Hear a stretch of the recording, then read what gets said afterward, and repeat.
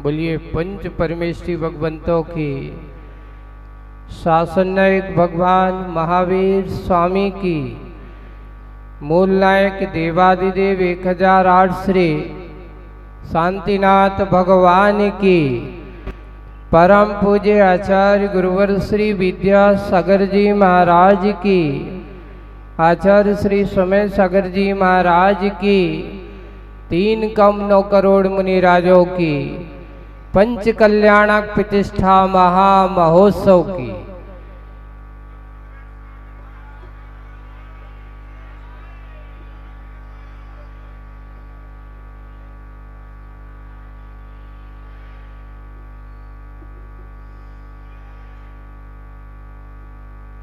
भगवान की आराधना करने वाला आराधक हो,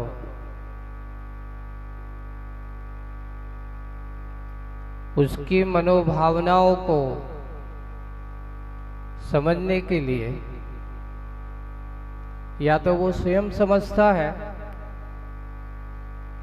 या फिर केवल ज्ञानी भगवान के ज्ञान में झलकता है, या फिर कदाचित थोड़ा कोई मना पर्या ज्ञानी कोई मुनि महाराज हो तो उसकी मनोभावनाओं को वो समझ सकता है, बाकी कोई नहीं समझ सकता।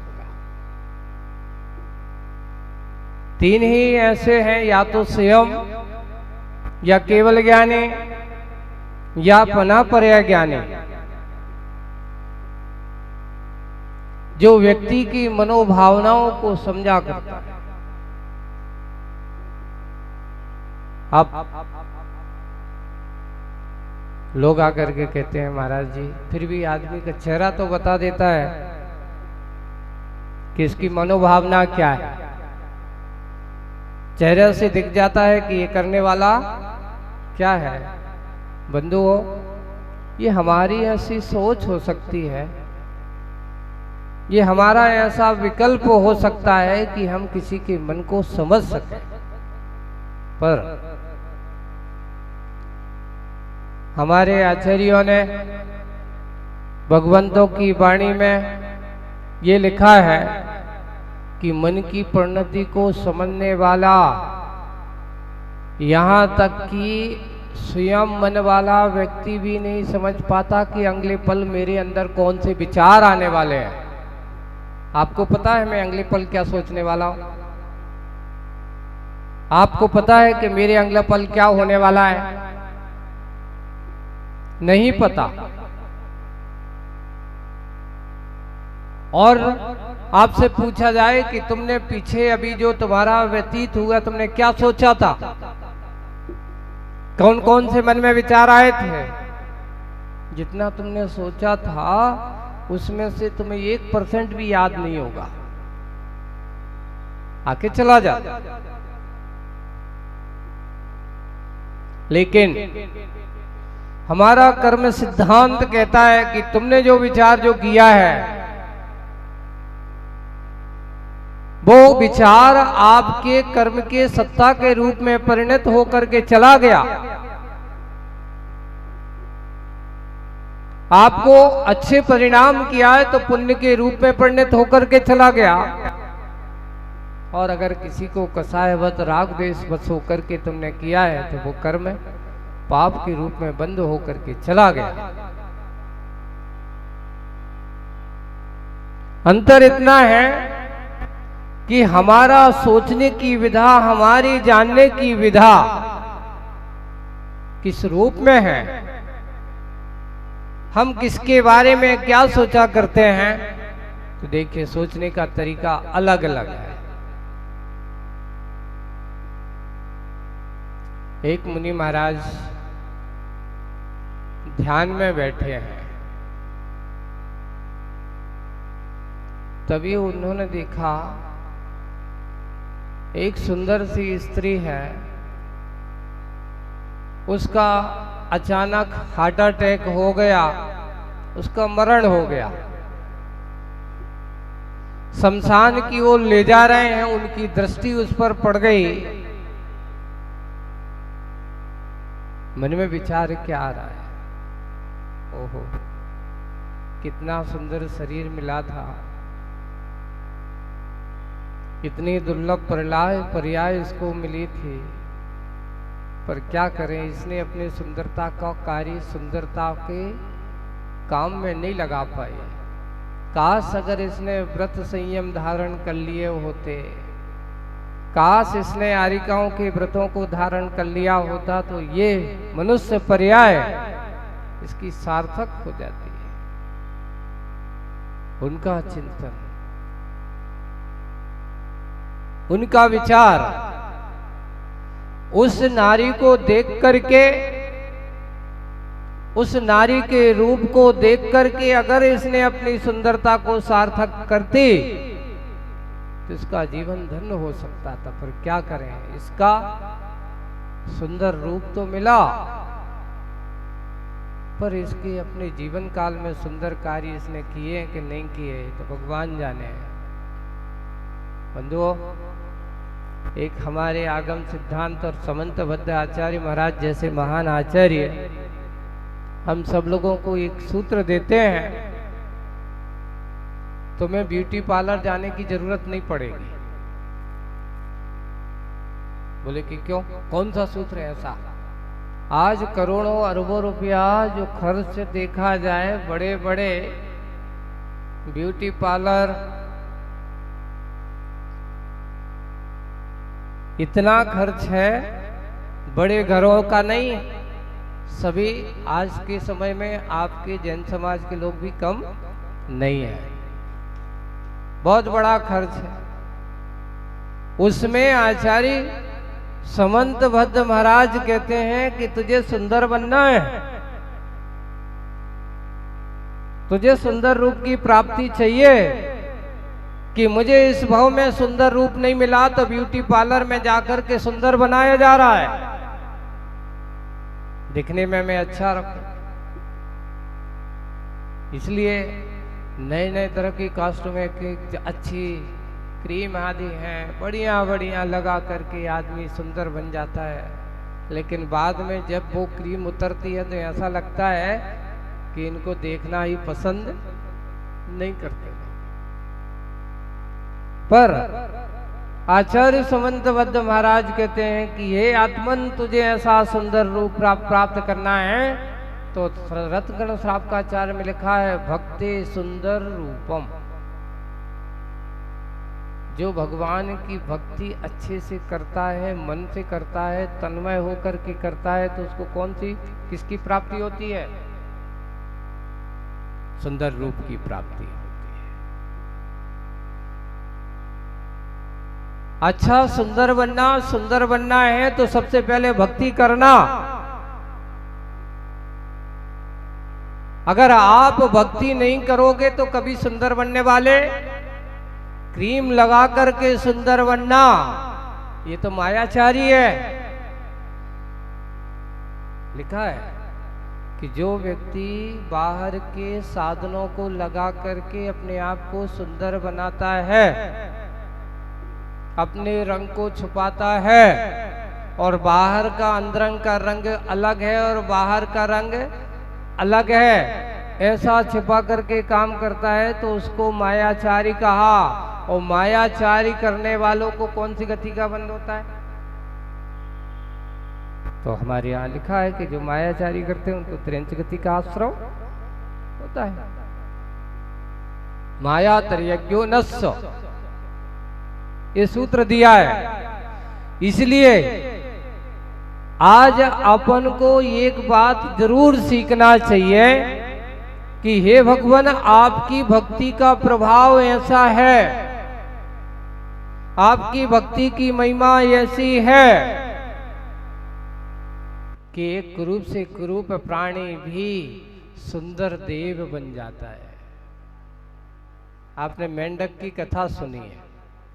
आचार्य समंतबद्ध महाराज को पूरे रत्नकर्ण श्रावकाचार्य में कोई भरत चक्रवर्ती जैसे बड़े बड़े पुजारी नहीं मिले।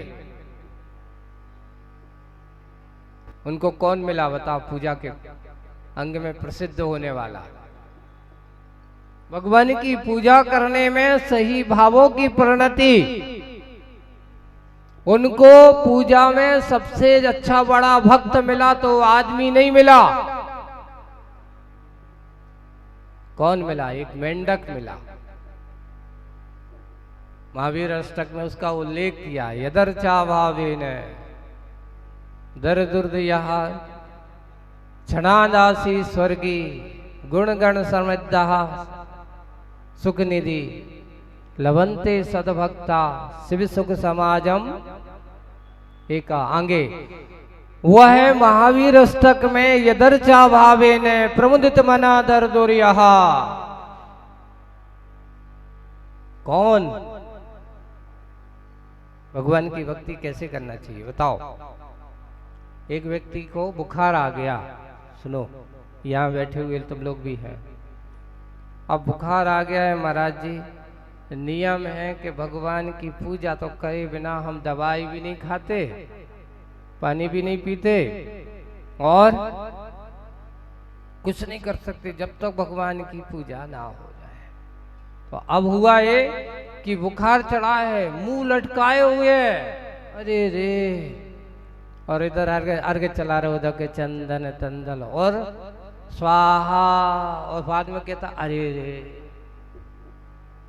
देखो भगवान की भक्ति करते समय कितनी भी पीड़ा क्यों ना हो,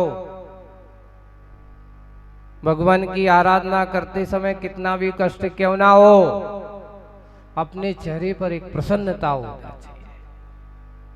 अहो अहो भाग्य, सौभाग्य कि मैं भगवान की भक्ति करने जा रहा हूं, भगवान की भक्ति कर रहा हूं। कर्म का उदय कितना भी असाता कर्म का उदय क्यों ना हो, जिस समय भगवान की आराधना की जा रही हो, जिस समय भगवान की भक्ति की जा रही हो, उस समय हमारे चेहरे पर प्रमुदित मना, हमारा मन कैसा होना चाहिए? आनंद से भरा, पुलकित मना, ऐसा कहा। जब आप आनंद मना होते हो, पुलकित मना होते हो, उस समय की जो भाव आपके अंदर है, उस समय जो आपकी परिणति होगी बंधुओं, उस समय के आनंद को आप क्या अपने आप को ऐसी अनुभूति कहा कि जिस समय भगवान की पूजा करते हैं और अच्छे प्रमुदित मन का हो करके भगवान की पूजा करते, मुंह लटका के पूजा मत करना, बुखार हो रहना दो, लेकिन भगवान की पूजा करते समय हमारा शरीर, हमारा चेहरा हंसता हुआ होना चाहिए। तब तो हमारी पूजा में सामने वाले को लगे वाह, इतनी पीड़ा होने के बाद भी देखो महाराज जब वो पूजन कर रहा है तो ऐसा लगता है जैसे कि ओह। अभी आप लोग को एक प्रसंग बहुत अच्छा सुनाता हूँ।